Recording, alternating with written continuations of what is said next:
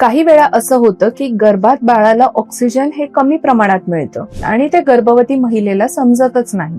पण बाळाला ऑक्सिजन कमी प्रमाणात मिळतोय हे आपल्याला घरच्या घरी ओळखता येऊ शकतं का? त्याची लक्षणं काय असतात? या विषयावर आज मी बोलणार आहे. नमस्कार, मी डॉक्टर मयुरी आवाडवाग. माझ्या या युट्यूब चॅनल मध्ये आपले स्वागत आहे.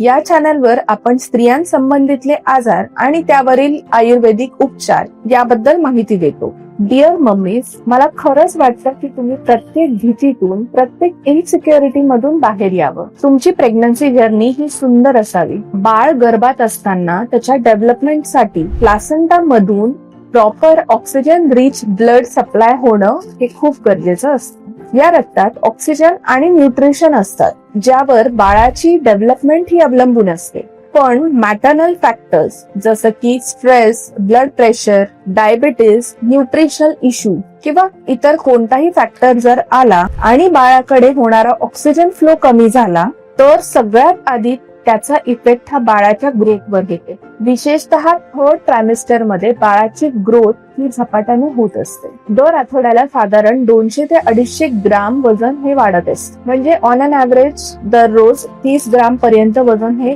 वाढणं एक्सपेक्टेड असतं. हे थोडं कमी जास्त असेल तर ठीक आहे, परंतु अशा वेळी लो ऑक्सिजन फ्लो म्हणजे बाळाच्या ग्रोथवर कॉम्प्रोमाइज आणि डिलिव्हरी टाइमला कॉम्प्लिकेशन्स होण्याची रिस्क वाढते.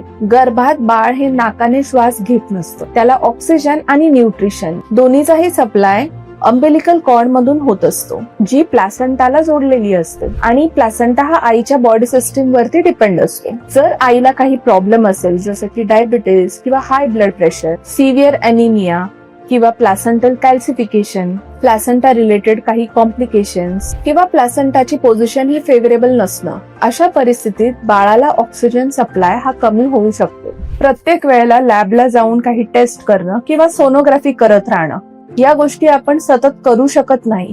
मग आपण घर बसल्या बाळाला प्रॉपर ऑक्सिजन सप्लाय होतो आहे की नाही हे कसं ओळखावं? त्यासाठी काही मेडिकली प्रूव्हन सिम्पटम्स आहेत. 5व्या महिन्यानंतर बाळाची हालचाल ही कळायला लागते आणि थर्ड ट्रायमिस्टर मध्ये ही हालचाल ही अधिक स्पष्ट होते. पण जर रोज एक ठराविक पॅटर्न मध्ये मुवमेंट असेल आणि त्यामध्ये सडन चेंज झाला, तर हे एक खूप महत्वाचं इंडिकेशन असू शकतं. जर बाळाची मुवमेंट अचानक एकदम कमी झाली, तर डीप ब्रीदिंग करा, रिलॅक्स, पॉझिटिव्ह थॉट्स आणि स्ट्रेस लोड कमी करण्याचा प्रयत्न करा. कारण जेव्हा ऑक्सिजन सप्लाय कमी होतो, त्यावेळेला बाळ एनर्जी सेव्ह करण्यासाठी मुवमेंट्स कमी करतं. दुसरं सिम्पटम म्हणजे बाळाची मुवमेंट ही अचानक खूप वाढणं.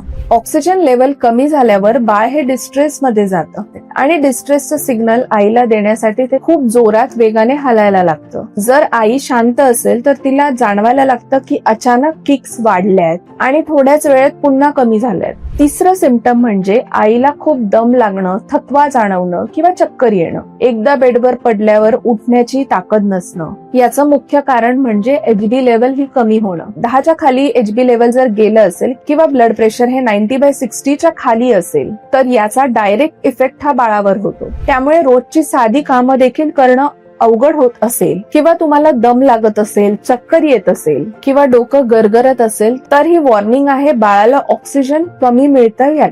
चौथं लक्षण म्हणजे रिपीटेड युटेराईन टायटनिंग, म्हणजेच पोट वारंवार घट्ट होणं, पोट फुगल्यासारखं वाटणं आणि खूप घुसमट जाणवणं. जर हे टायटनिंग पेनफुल असेल, खूप फ्रिक्वेंट होत असेल आणि 1-2 दिवस झाले तरी ते थांबत नसेल, तर इमिडिएटली आपल्या डॉक्टरचा सल्ला घ्या. कारण रिपीटेड युटेराईन टायटनिंग मुळे प्लासेंटल ब्लड फ्लो हा कमी होतो. पुढचं लक्षण म्हणजे लो एमनिओटिक फ्लुइड. एमनिओटिक फ्लुइड म्हणजेच गर्भाशयातलं पाणी कमी झाल्यावर बाळाला योग्य प्रकारे हालचाल ही करता येत नाही. बाळाची ग्रोथ ही व्यवस्थित होत नाही. बाळ व्यवस्थित फ्लोट करू शकत नाही. पण एमनिओटिक फ्लुइड कमी झाले हे कसं ओळखणार? अशा वेळी बाळाची मुवमेंट खूप कमी वाटू शकते आणि पोटाची साईज देखील लहान वाटू शकते. फ्लुइड मध्ये कॉर्ड कॉम्प्रेशनची रिस्क ही असते आणि यामुळे देखील ऑक्सिजन सप्लाय हा योग्य होत नाही.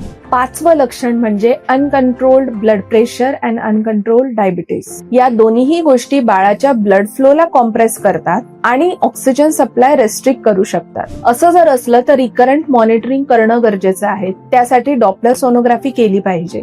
त्याचबरोबर नॉन स्ट्रेस टेस्ट आणि स्ट्रेस पॅटर्न हा ऑब्झर्व केला पाहिजे. जर तुम्हाला यापैकी कुठलेही लक्षण जाणवत असेल तर ताबडतोब डॉक्टरांचा सल्ला घ्यायला विसरू नका. हे सगळे इश्यूज मुख्यतः थर्ड ट्रायमिस्टर मध्ये म्हणजेच 6व्या महिन्यानंतर जास्त दिसतात. त्यामुळे या काळात स्वतःसाठी आणि बाळासाठी वेळ द्या. बाळाची हालचाल कशी आहे याकडे लक्ष ठेवा. तसेच स्वतःला हायड्रेटेड ठेवा. आयर्न रिच फूड खा, गोड खाणं टाळा आणि टेन्शन पासून दूर राहा. व्हिडिओ जर हेल्पफुल वाटत असेल तर लाईक आणि शेअर करायला विसरू नका.